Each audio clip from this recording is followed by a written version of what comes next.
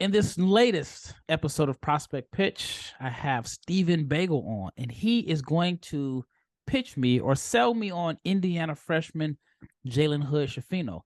Let's find out what he knows. Stay tuned.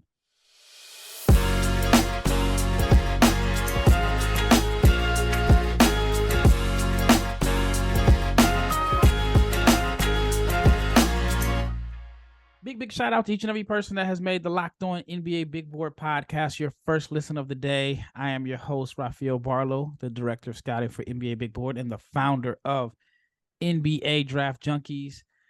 And it is March the 7th. And March is here. This is the time of year where every basketball fan is overjoyed. I mean, you got March Madness, you got your conference tournaments, which leads to the NCAA tournament. The NBA is basically in the fourth quarter, which is weird. It's only like 2 weeks after All-Star break, and it's almost like the fourth quarter.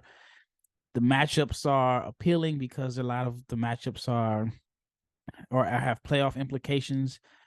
And then after that, we go into the draft, which is my thing. And so today, we're going to do a little bit of prospect pitch. This is, I believe, the fourth episode, and the last one got raving reviews. And people like the concept of bringing guests on and having them pitch a prospect. And in this episode, I'm playing the role of a general manager. And Steven is a scout that has been on the road. He has watched tons of games. And he is here to pitch me on Jalen Hood-Schifino. But before we get into that, Steven, how is everything going your way? And tell me a little bit about your podcast called the Birds Rights Podcast. I'm doing well, Rafael. Thank you for having me on. So I am the host of the Birds Rights Podcast, which is for the Sports Ethos Network. Sports Ethos is a fantasy sports site. It was formerly hoopball, just fantasy basketball, but we have since expanded to all sports. And I am the front office and salary cap expert. And with that front office knowledge, I like to scout the draft. It's definitely something that I'm becoming more familiar with as the years go on. I've been, I would say, doing big boards mock drafts, really digging into it since I'd say 2019. So that would be my fifth draft cycle, really. So yeah, I'm excited to be here. And thank you for having me on. Yeah, no problem. All right, let's get right into it. Jalen Hood-Schifino, who is he? What position does he play? And why are you high on him? So Jalen Hood-Schifino he's 6'6". He has a 6'10" wingspan, and he's 215 pounds. He's a freshman for Indiana. I think he's going to be best suited as a point guard. That's what he plays for Indiana. He averages 13.4 points a game, 4.1 rebounds a game, and 3.8 assists a game. I have him number 7 on my big board, and I think he's a lock to be a lottery pick.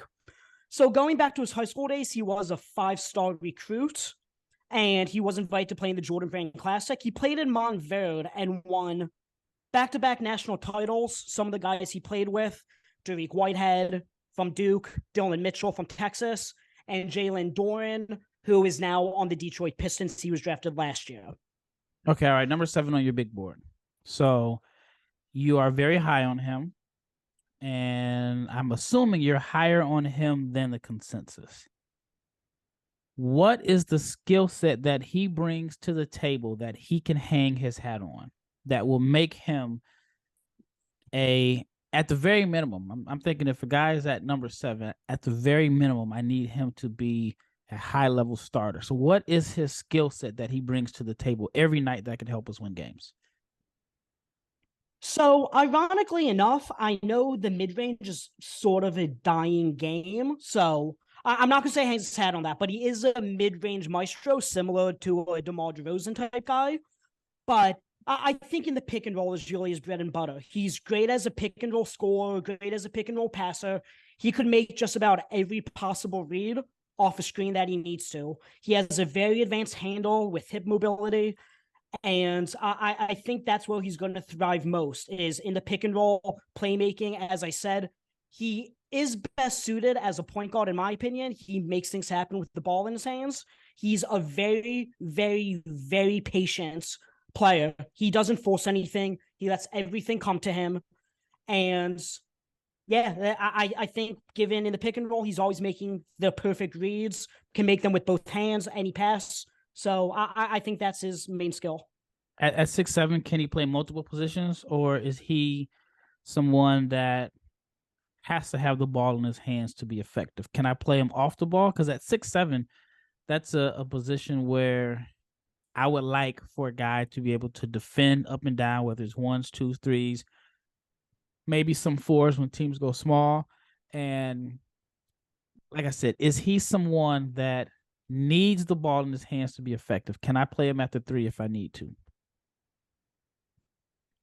Right now, I would say most of his shots come off the bounce. He does admittedly need to improve as a catch and shoot threat, but he has the size, especially defensively, like you're talking about. He's a great point of attack defender.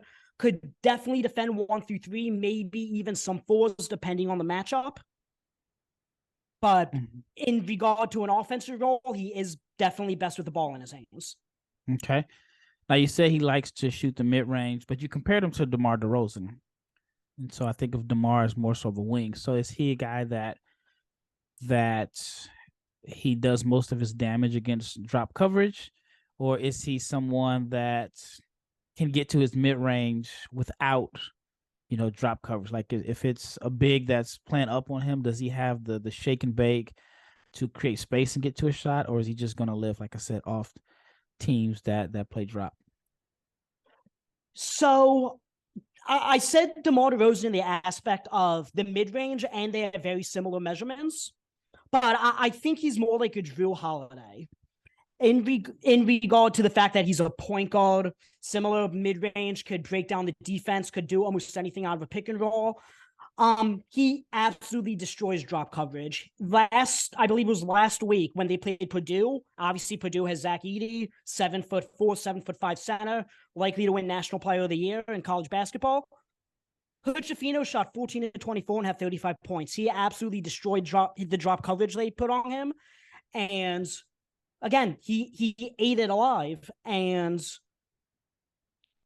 his first step, again, admittedly, isn't the best, but he has such good touch on, number one, his floaters and getting to the basket. He has such good touch and such good touch on the mid-range.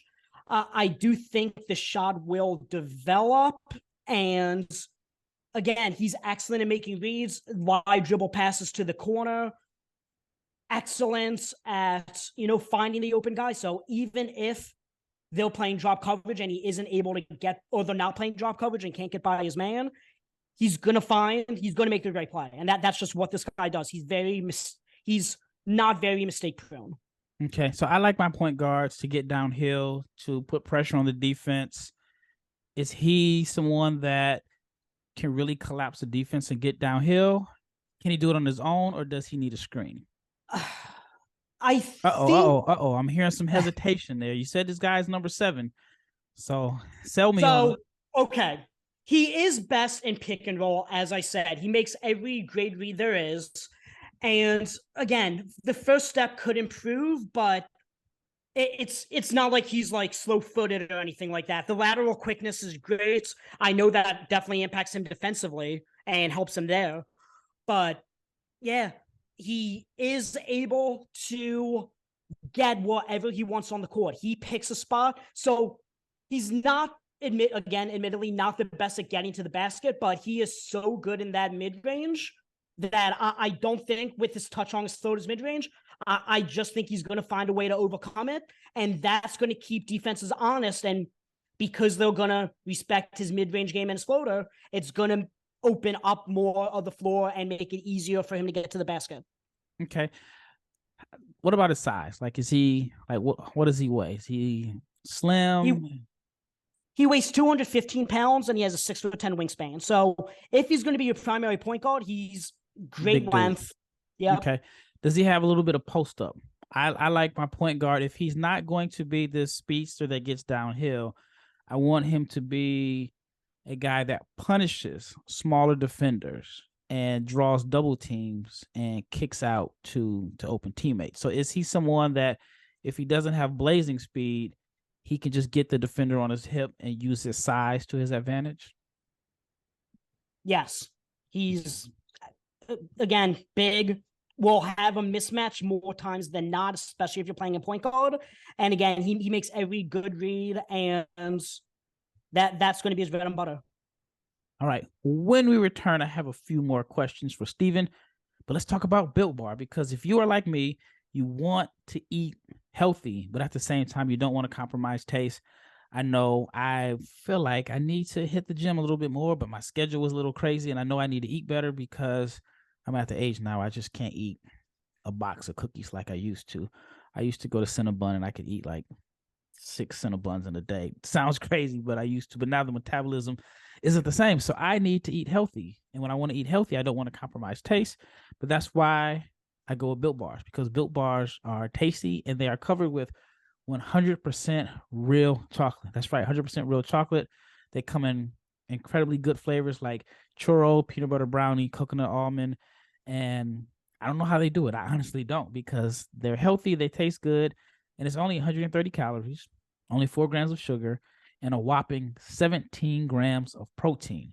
Now, if you're like me, you don't want to wait and make an order. Now, I know built.com was a great place to place orders, but I'm a little impatient because I would eat all the Built Bars, and then by the time I place the order, it's going to take a few days to get there. But now I can go to Walmart and just go to the pharmacy section. I can grab a 4-box of cookies and cream, double chocolate, or coconut puffs. And if I really want more, then I can go to Sam's Club and get a 13-bar box. But I can still go to built.com. So if you are looking to eat healthy and you don't want to compromise taste, go to built.com or go to Walmart or Sam's. All right, once again, you're listening to the Locked On NBA Big Board podcast. This is your host, Rafael Barlowe, and this is Prospect Pitch. And I got Steven Bagell. The first segment did a good job giving me a little bit about the background of Jalen Hood-Schifino. Now let me put my GM hat back on and let me just give him some of the tougher questions. Let's just see how prepared he is. All right. So you told me he's 6'7", 215. You've mentioned it multiple times. He can make every pass. You said that he has a great mid-range game. Now, when you say the mid-range, is it more so like a pull-up jumper, or is it like a floater runner that he uses to avoid rim protectors? So, as I said earlier, he does have an excellent floater. I think he's up there with Nick Smith or Brandon Podziemski in regard to having the best touch in the draft. On the floater, on the mid-range, most of his shots do come off the bounce. And, yeah. End of the shot clock. Is he a guy that can get busy? I can clear it out and say, go get me a bucket. Yeah. I mean, he, again, great handle and is able to create space, and he's excellent at picking his spots. Set a screen for him, he's going to get a good shot off. All right, let's get right into this. Scale of 1 through 5, with 5 being the best and 1 being the worst. How would you rate him as far as being unselfish? Again, 5 is the best, 5 being the best, 1 being the worst. I'd say 4.5. Okay. What about his energy? Does he bring energy? Is he someone that is going to play with a great motor? Or is he someone that, he plays with energy, but he looks cool doing it? Or is he just too cool where he's not moving around? So what would you give him as far as energy? With 5 being the best, 1 being the worst? I'd say a 4. Okay. Again, excellent defender, uses his length and his size well, good lateral quickness, and on offense, again, he has the ball in his hands, always making stuff happen, so I'll give him a 4. Okay. What about his instincts? Instincts, I'm giving him a 5. Again, I sound like a broken record, but he's just, I was so mesmerized, especially watching that Purdue game, of him just being able to pick his spots, navigating to get to that exact spot, and either making it happen in the mid-range or the floater, or kicking it out with an excellent pass. So I give him a 5 on that. All right. What about like his decision-making? Is he quick with his decisions, or does he like to kind of hold on to the ball too long? Does it stick to him? Like, how fast does he make decisions? And again, this is a scale of 5 being the best, 1 being the worst. In regard to how quick his decision-making is, I would give him a 3. But I don't think that's a negative just because the type of player he is. In that regard, he reminds me a lot of Andre Miller, just in the aspect of he'll break down the play and it might take him a second, but he's going to make the right read. So His quick decision-making, I would give a 3, but his overall decision-making, I'll give a 4. Shout out to Andre Basic Game Miller. A lot of people may not get that. It may go over your head. But if you listen to hip hop, then you know exactly what I'm talking about. All right, let's talk about his physical characteristics.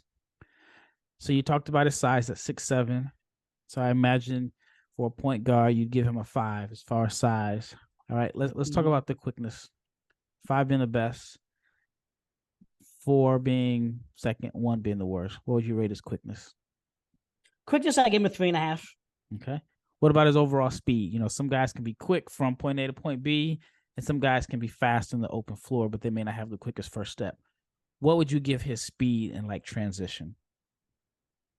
A 4. Okay. Athleticism. Can he make plays above the rim? Is he someone that is going to have athletic advantage? What would you give his overall athleticism? I would give his athleticism a 3.5. Again, he's not a guy who I hate to keep throwing concepts out there, but again, similar to Andre Miller, he doesn't need to rely on his athleticism to be effective. So he's going to rely on his size, his decision making, his playmaking. So I'll give him a 3.5 in that aspect. Okay, what about his endurance? Like if he's going against this Jose Alvarado guy or Pat Bev, someone that is smaller but is going to harass him and pick him up full court and try to turn him 2 or 3 times, how is his endurance? Is he going to be able to be effective in the fourth quarter if he has to guard one of those guys? If one of those guys are guarding him? Absolutely. I'll give him a 4.5. Again, he breaks the game down to his advantage. And sure, those guys are going to affect anybody on the perimeter. So I'm not saying they wouldn't have an impact defensively, but he's going to find a way to make the right read and find a spot. So I'll give him a 4.5. Okay. All right. What about his toughness? Is he physical? Because you mentioned the size, but I don't want somebody that's 6'7", 215 that's soft as a Twinkie feeling. Is he tough? Is he competitive? Give me the rating there. I'd give him a 4. I think especially, again, offense, I said he is a little bit slow in processing, but he's always making the right decision. But on defense, he competes, and you could tell that he takes pride in being an elite defender. So I'll give him a 4. Okay. What about his basketball IQ? Basketball IQ, I'm giving a 5. He makes, as I said, every correct read that there is. Okay. Now, based off of what you've seen, do you think he's coachable? How's his like body language? Is he a team player? And what would you grade him? I have no reason to believe he's not coachable. I haven't heard anything otherwise to say that he's not, but he's definitely able to take over a game when he needs to. So I know I keep talking and reiterating the playmaking skills that he has, but this guy could take over a game if need be. Okay. All right. So let's talk about getting buckets. I mean, that's what the game is all about. Of course. You know, the pace of the NBA is faster than years past, and you got to be able to score. What about his shot selection? Is he someone that takes good shots, smart shots, or is he someone that is looking for his shot more than he's looking to pass to teammates? And does he take overall good shots? So I know that was a lot there, but on a scale of 5 being the best, 1 being the worst, what would you give his shot selection? Shot selection, I'm giving a 5. When I don't want to base my entire evaluation of the prospect off one game, but if you watch that Purdue game, he, as I say, shot 14 to 24. All 24 shots were good shots. Either he was open or it was a high percentage shot or whatever, or he got fouled one way or the other. So I think the shot selection is excellent. And again, if the shot isn't there, he doesn't force it. He's not a tough shot maker, but I also haven't really seen him have to take any tough shots. So the shot selection, I'm giving a 5. And if the shot's not there, he has no problem passing it out and making the proper read. Okay. Shooting off the catch. Shooting off the catch, I'll give it 3. Okay.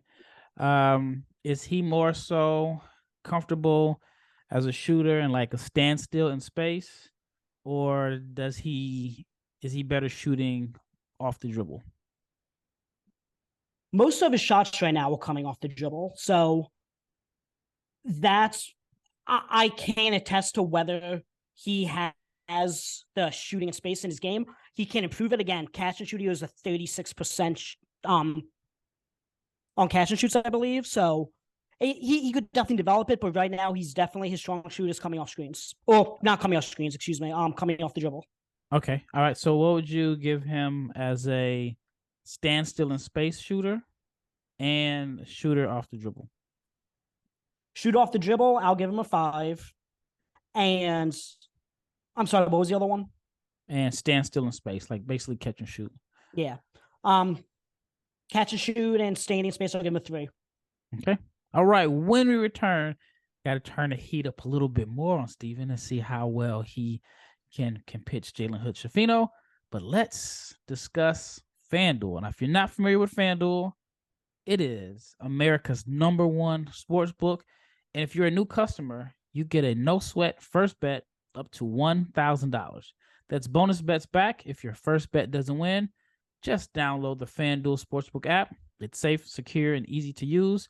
And you can bet on everything from the money line to the point scores to threes drain. And FanDuel even lets you combine bets for a chance at a bigger payout with a same game parlay. So do not miss the chance to get your no-sweat first bet up to $1,000 in bonus bets when you go to FanDuel.com/lockedon. That is FanDuel.com/lockedon to learn more. Make every moment more with FanDuel, which is the official sports betting partner of the NBA and Locked On. All right, last segment here. Steven Bagell has done a good job in selling Jalen Hood-Schifino, but I think maybe these questions are a little bit too easy. I've been throwing him softball, so now let's see what he can do here. All right. So you mentioned that he is best shooting off the dribble, the standstill in space, catch and shoot. You gave him a 3. What about shooting on the move? Like, can he, come up and can he come off pin downs?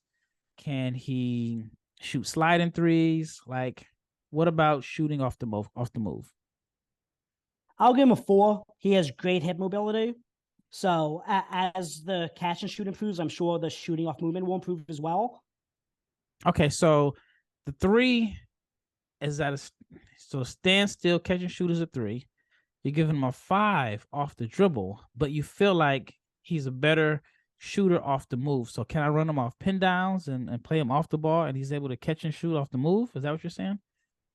I think with how good his touch is everywhere else on the floor, I think that will develop. I'm a huge believer in his shots.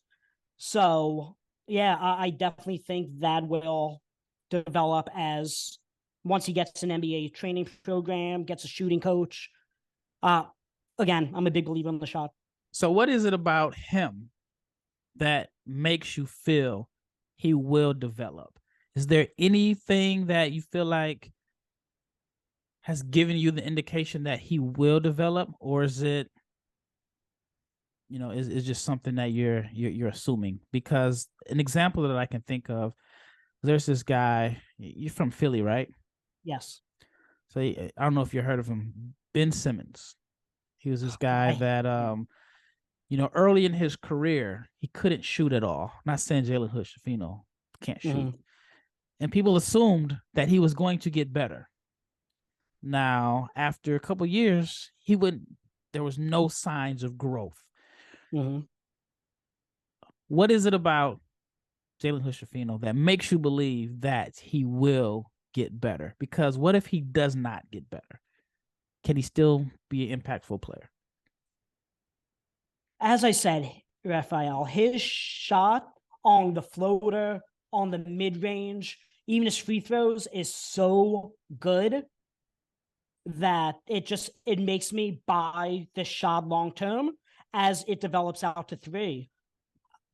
That's really what there is. I mean, as I said, his floater is just about the best in college basketball. The touch he puts on his mid-range is, as I said, DeMar Rosen-esque, Chris Paul-esque. And I know that he's not going to be able to make his living shooting nothing but mid-ranges off screens. I'm aware of that. In the NBA, guys are going to either take a high percentage shot in the paints at the rim, or they're going to try to shoot a 3. That's what today's NBA is. Unless you are Kevin Durant or DeMar DeRozan or Chris Paul, you're not going to have the opportunity to live in the mid-range. So So just because of the touch that he already has on that mid-range, I think then a team takes him, drafts him, and says, okay, we have to develop the shot because we believe in you. That's why we took you.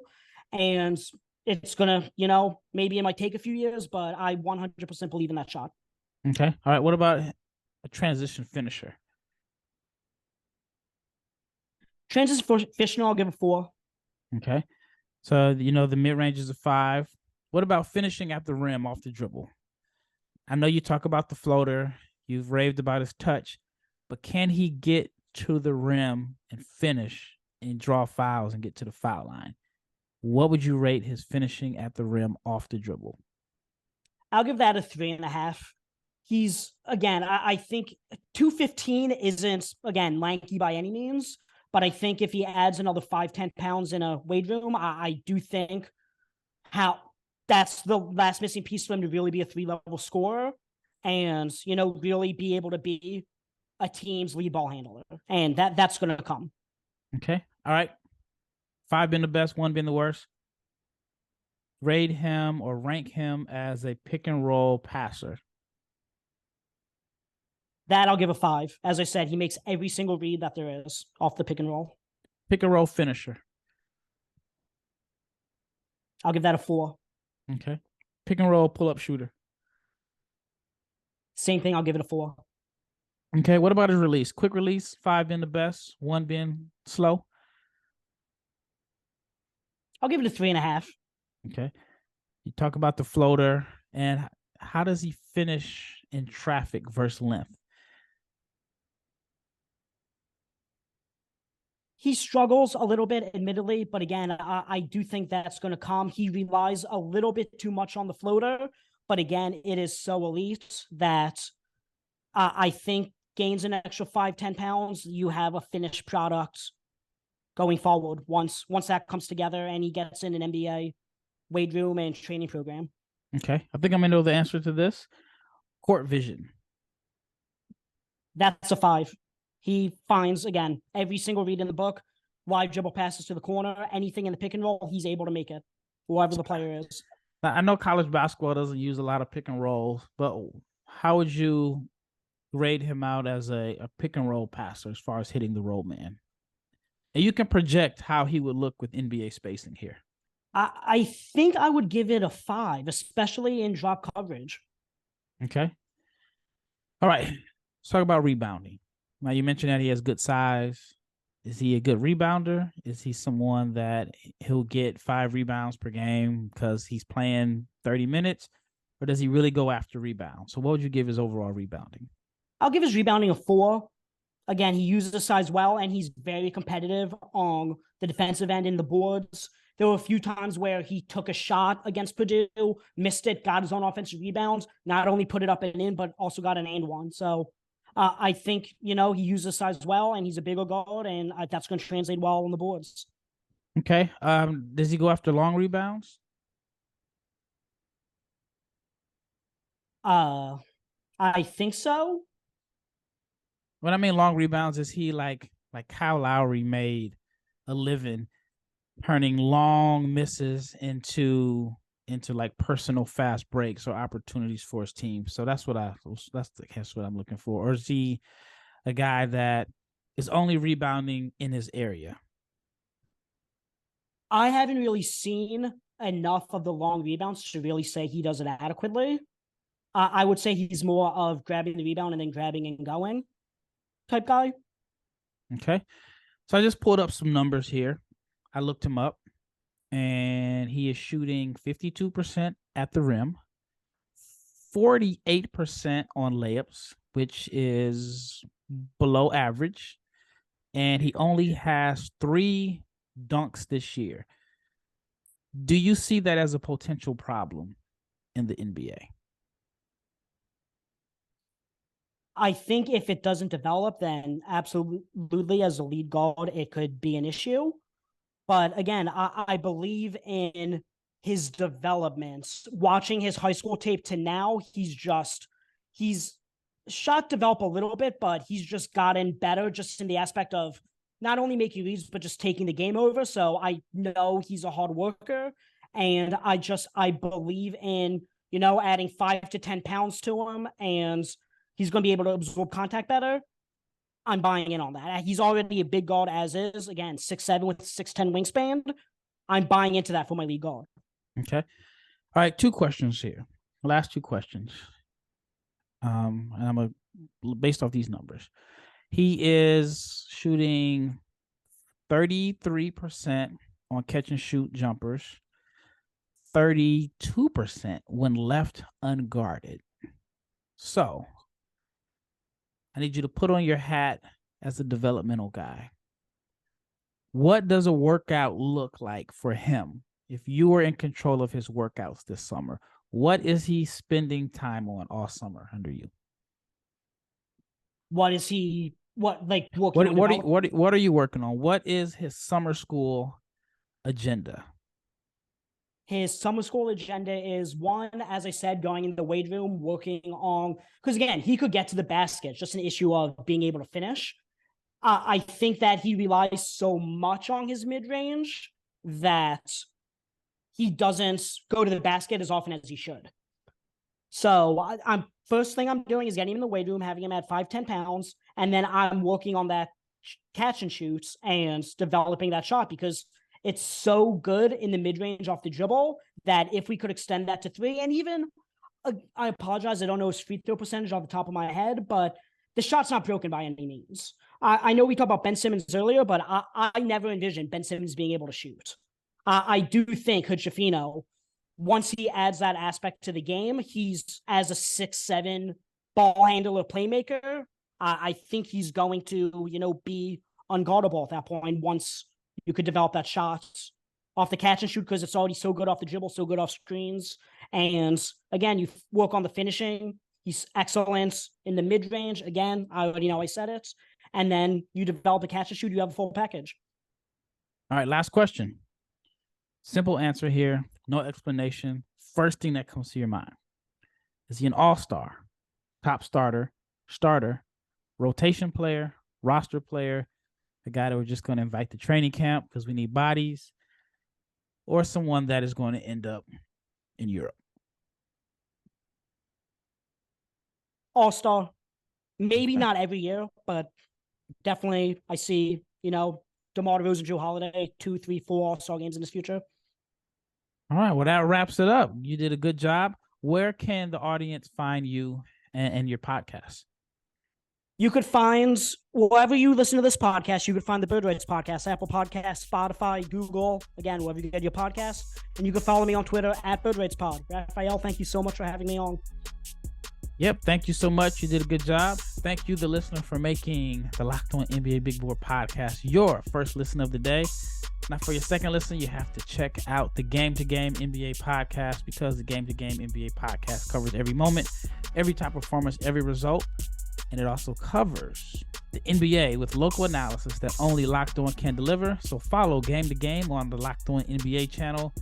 It is available on the Odyssey app, YouTube, or wherever you get your podcasts.